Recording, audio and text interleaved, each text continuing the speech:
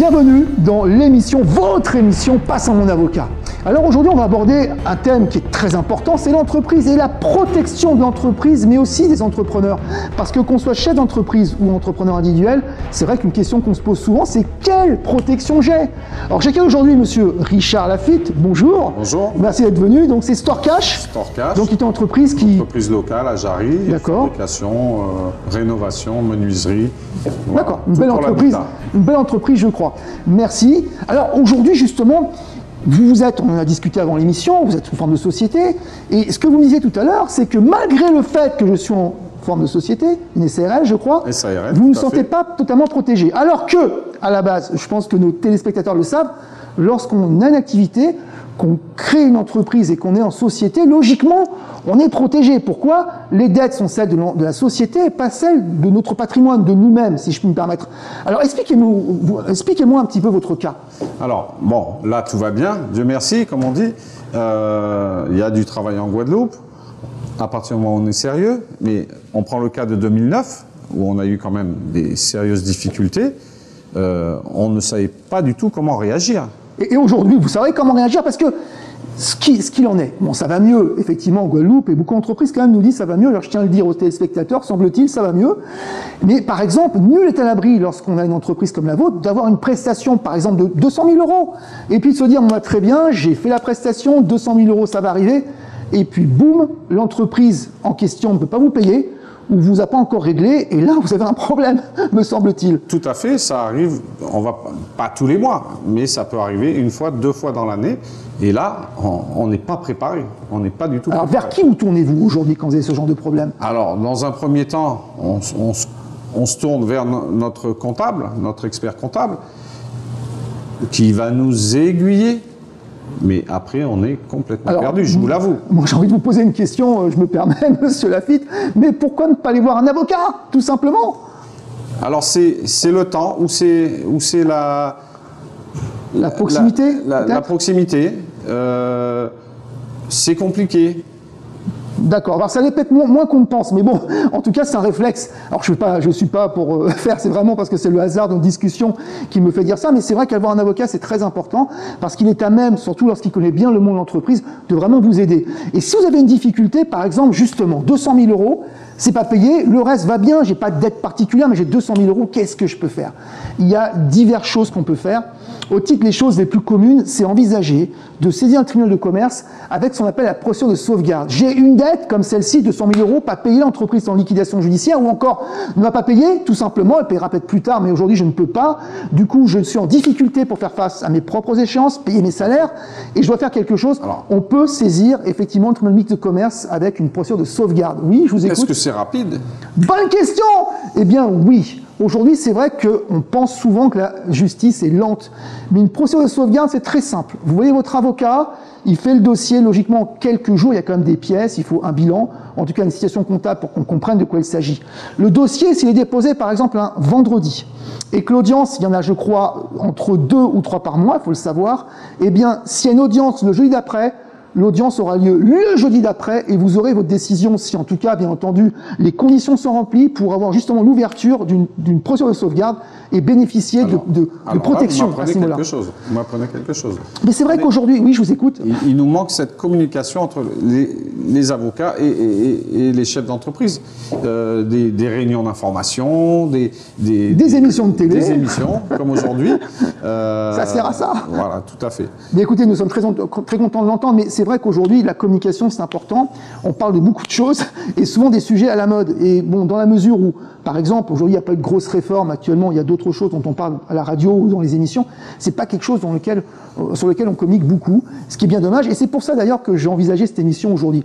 Alors, on a parlé de sauvegarde, donc c'est quoi? C'est le fait, tout simplement, d'envisager qu'à un moment donné, on ne puisse stopper donc les dettes, envisager donc que plus personne puisse vous poursuivre pendant un délai. Qu'est-ce qui se passe, par exemple, pour ma maison? Aujourd'hui, j'ai une maison. Si j'ai des problèmes... Alors ça, c'est encore autre chose. C'est une question très intéressante parce que c'est vrai qu'on est en société, on se dit, bon, très bien, procédure de sauvegarde, je bénéficie de la loi qui me permet donc de ne pas payer mes dettes avant la décision de justice, en attendant une période relative jusqu'à 1 an pour pouvoir trouver une solution. Et puis, on envisage ensuite une suite à cette situation. Et, ensuite, et après, on verra dans quelles conditions on peut payer ses dettes jusqu'à 10 ans, pendant 10 ans, si d'aventure, c'est de ça dont il s'agit, c'est les besoins de l'entreprise. La seule chose que vous me posez comme question, c'est OK, mais aujourd'hui, imaginons que j'ai des problèmes plus importants, que malgré tout, on a une procédure de sauvegarde qui est envisagée. Il existe aussi la procédure de redressement judiciaire, quand c'est un peu plus grave, entre guillemets, pour faire simple. Et puis si vraiment la situation, il n'y a plus vraiment de solution, que ce n'est pas viable, là, il y a la solution de la liquidation judiciaire. Ça peut arriver. Et c'est vrai que c'est un petit peu ce que craignent les entreprises. Pourquoi une entreprise ne va pas voir son avocat très souvent? Parce qu'elle se dit, mine de rien, j'ai peur que... On est déjà en difficulté. Et voilà. Et il faut aller voir donc un avocat. Et j'ai peur qu'au final, c'est une liquidation judiciaire qui m'attend. Et on essaye de se dire, bon allez, je vais tout faire mon possible pour que moi-même, je puisse arriver à une solution. Et finalement, on attend. Et ça, on attend trop longtemps. Et ça, c'est vrai.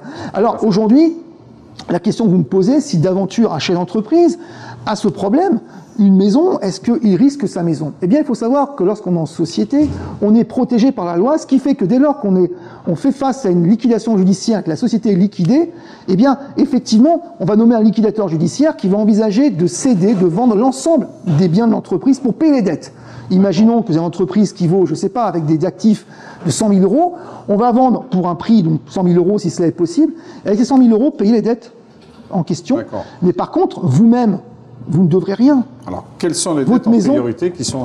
Alors, ça, c'est un peu complexe. Effectivement, les dettes en principal qui les fixées, c'est la loi, dette fiscale, sociale, etc. Donc, la loi prévoit, dette salariale, diverses choses pour que, justement, il y ait des dettes qu'on va privilégier que d'autres. La seule chose, quand même, que vous sachiez par rapport à la préoccupation, c'est que vous n'êtes pas concerné. Pas parce que d'aventure, vous avez une dette fiscale, par exemple, ou sociale, qu'on va vous dire, attendez, là, on va payer sans priorité, donc il n'y en a pas assez, on va vous prendre votre maison pour la vendre. Non, ce n'est pas ça du tout, absolument pas. Vous êtes protégé. Alors là, par contre, c'est intéressant ce que vous nous dites, parce que, au final, donc, si je comprends bien, c'est peut-être un petit peu la situation que beaucoup de téléspectateurs vont se poser, ben, moi-même, je ne suis pas en société, donc je risque ma maison.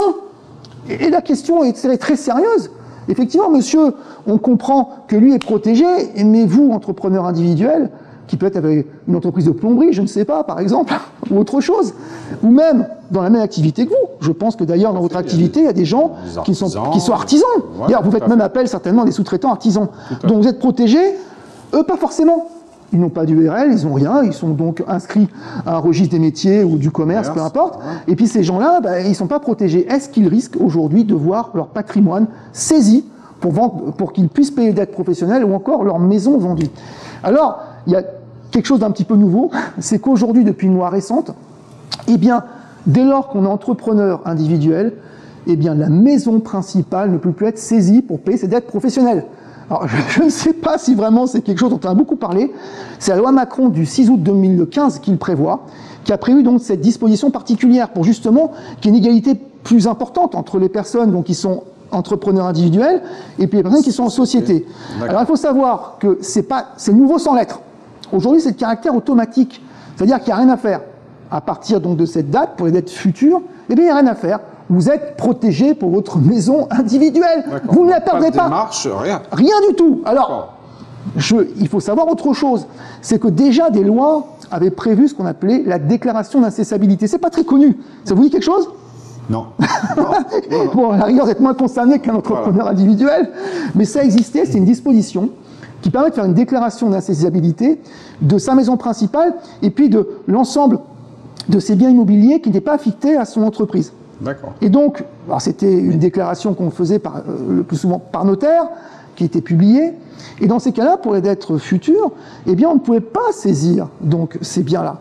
C'est intéressant. La seule chose, c'est comme vous, et peut-être même encore plus que vous, l'entrepreneur qui est lui à la foire au moulin, si je puis me permettre, mais très pris dans son travail, qui a la tête dans le guidon le plus souvent, mais il n'en savait rien. Et puis pour peu qu'il sache quelque chose, déclaration d'incessabilité. Ça paraît un peu compliqué, non? Alors, c'est pour ça que, généralement, peu de gens avaient recours à ça. On peut dire, cette loi Macron, cette disposition, 2015, ça nous simplifie la vie. Alors oui, c'est complètement, puisqu'aujourd'hui, alors simplifie la vie, la seule chose c'est qu'on est de côté. Le créancier va vous dire, oui mais moi pour me faire payer, comment je vais faire? Alors ça aussi c'est... Mais justement... Il n'y a pas un fonds de recours. Alors, pas pour cela, non, du tout. La seule chose, c'est qu'il faut savoir que le but du jeu, c'était justement lorsqu'on a une activité qu'il y a toujours un risque.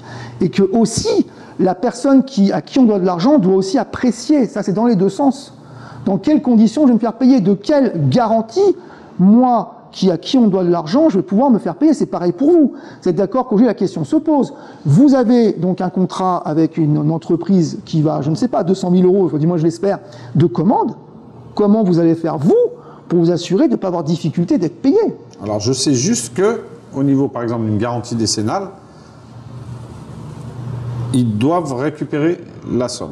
Alors ça c'est encore autre chose. Ça, c'est encore autre chose. Mais vraiment, je parle pour votre créance, pour la somme qu'on vous doit. C'est vrai qu'aujourd'hui, dès lors qu'il y a protection, vous-même, on vous doit 200 000 euros, société qui est dans liquidation judiciaire, eh bien, on l'a bien compris, généralement, elle n'aura pas assez d'actifs pour vous payer, même une fois liquidé. Entrepreneur, bien souvent, s'il voit de l'argent, on peut penser qu'il n'aura pas beaucoup d'argent. Il avait sa maison.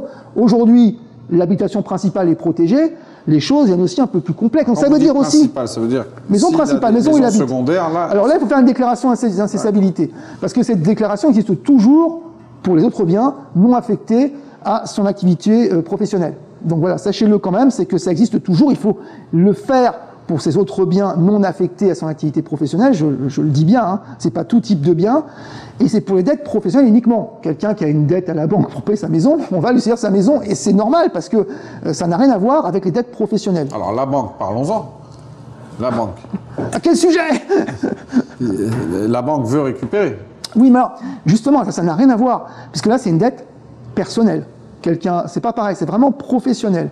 Un entrepreneur ne s'en sort plus, c'est le cas le plus souvent, il s'en sort plus, donc il doit lui-même envisager une solution de liquidation judiciaire si malheureusement il n'a pas le choix, ou même pas, il n'envisage rien du tout, il a des dettes, et il faut savoir que la CGRR, par exemple, ou un créancier quelconque, peut aujourd'hui assigner une personne en liquidation judiciaire, c'est là un titre, c'est-à-dire un jugement, par exemple, avec une somme, que cette personne ne paye pas, eh bien, elle peut dire, écoutez, monsieur, comme vous ne payez pas, c'est que votre entreprise n'est plus viable, et que par conséquent, je vais demander à la juridiction du tribunal mixte de commerce d'envisager une procédure de liquidation judiciaire à votre endroit, de façon à ce que, au moins, avec la vente de ce que vous avez, je puisse peut-être recouvrir quelque chose. Ça existe. Et c'est souvent comme ça que ça se passe, parce que, généralement, l'entrepreneur individuel, il attend, il n'a pas envie spécialement de liquidation judiciaire. Vous comprenez? C'est ça l'idée. Donc aujourd'hui, ce que je veux dire concernant les uns et les autres, aussi bien les entreprises que les entrepreneurs, de toute façon, il faut se prémunir tant qu'on peut, mais aussi de la personne qui doit de l'argent. C'est dans les deux sens. Alors cette égalité des choses, elle est quand même intéressante. Et aujourd'hui, je pense que pour l'entrepreneur individuel, il doit se dire, c'est intéressant, finalement je paye plus, mais c'est pas ce que je dis, payez vos dettes, c'est pas l'idée. C'est juste que quand même, aujourd'hui, les différences entre sociétés et entreprises individuelles sont amoindries. Et ça permet quand même à chacun de travailler dans des conditions différentes et il y a une meilleure égalité quand même. C'était pas normal qu'une entrepreneur individuelle se retrouve dans une situation... On a des situations terribles. C'est-à-dire qu'il y a des gens, tout simplement parce qu'ils n'avaient pas été conseillés, ils auraient pu faire une simple URL. Vous savez, une URL aujourd'hui, c'est simple à faire. C'est pas grand-chose. On a l'impression que c'est dur à gérer, que c'est compliqué. Pas du tout. Faire une URL, c'est très simple, ça coûte pas cher. Et c'est presque, j'ai envie de dire, rien du tout de nos jours. Et c'est vrai que c'est intéressant de le faire pour être protégé de son activité. Je vous invite à le faire. Après, il y a plein de choses à voir, mais c'est important d'envisager en tout cas ce type de solution. Il faut prendre conseil. Il faut prendre conseil merci, mais oui, c'est vrai. Le plus souvent possible. Il y a la télévision, ça peut aussi aider. Mais c'est vrai, il faut aujourd'hui, parce que le rôle des avocats, et c'est ce que j'ai dit tout à l'heure, c'est aussi de vous conseiller. C'est pas seulement de défendre les dossiers, c'est avant tout de vous conseiller. Et là, c'est vrai que je pense qu'il est important de bien être entouré, surtout par une personne qui peut vraiment vous aider. Donc on peut faire appel à vous, venir dans l'entreprise, je vais pas vous dire non. évaluer donc la situation, vous poser des questions. Oui, parce que vous allez faire un état. Un état d'abord de votre situation financière, voir un peu comment cela se passe, quelles sont les solutions, mais surtout, il vaut mieux prévenir que guérir. Surtout de vous dire, voilà, aujourd'hui par rapport à telle situation, je vous conseille, si tout va bien, même si tout va bien, faire un check-up entre guillemets pour dire attention, vous me parlez d'un chantier à 500 000 euros, mais qu'est-ce que vous avez comme garantie? Vous voyez, donc finalement il n'y a pas de difficulté, mais dans 3 mois, si on ne voit pas ce problème-là, les garanties qu'on peut envisager, vous risquez de venir me voir. Ah, vous savez, j'ai une catastrophe qui m'est arrivée. Les 500 000 euros, eh bien, je ne les sais pas. Et je les aurai peut-être jamais. Qu'est-ce que je dois faire? Je veux dire, mais attendez. Pourquoi je ne l'ai pas fait avant? Et voilà, pourquoi je ne l'ai pas fait avant. Et c'est là où, justement, il faut envisager tout de suite des solutions. Alors, cette émission touche à sa fin. En tout cas, moi, je vous remercie beaucoup. C'était très intéressant. Voilà. Et c'est vrai, il faut continuer dans ce sens-là. Merci. Il faut qu'on nous apporte des solutions et des conseils. Et puis, j'invite les entrepreneurs à prendre des dispositions, à faire des audits et de vérifier tout ce qu'on a parlé. Mais écoutez, je vous remercie beaucoup. Alors, je vais rappeler un petit peu en synthèse donc cette émission. On a vu quoi? On a vu donc qu'il y avait la société, c'est quelque chose donc, que tout le monde connaît plus ou moins, mais qui nous protège, qui permet en tout cas que votre patrimoine personnel ne soit pas atteint en cas de difficulté ou de faillite. On a aussi appris que c'était relativement simple de créer une société aujourd'hui, même de la gérer. On a appris aussi que les entrepreneurs individuels n'avaient pas cette protection, mais par contre, aujourd'hui, grâce à la loi Macron 2015, c'est récent, 6 août 2015, eh bien, ils bénéficiaient de droits. Et ça, c'est nouveau, d'une protection automatique sur leur habitation principale. C'est quand même quelque chose. Donc, vous voyez, être bien renseigné, c'est quand même quelque chose d'important. N'oubliez pas, et je le dis à chaque émission, quelle que soit votre difficulté, votre problème juridique, il y a toujours une solution.